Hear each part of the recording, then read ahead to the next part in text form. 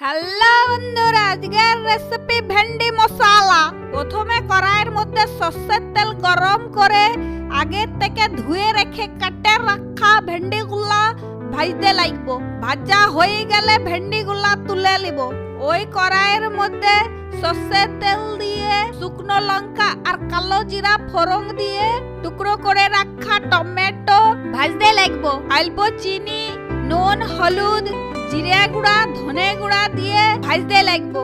ভাজতে ভাজতে যখন তেল ছাড়া দেবে তখন ফাটানো টক দই দিয়ে লাড়তে লাগবো। লাড়তে লাড়তে ভেজে রাখা ভেন্ডি গুলা দিয়ে কটা কাঁচা লঙ্কা দিয়ে লাড়তে লাগবো।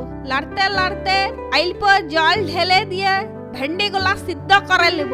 ভেন্ডি গুলা সিদ্ধ হয়ে গেলে নামানোর আগে অল্প গরম মশলা দিয়ে লেড়ে নিলে তৈরি আপনাদের ভেন্ডি মশলা।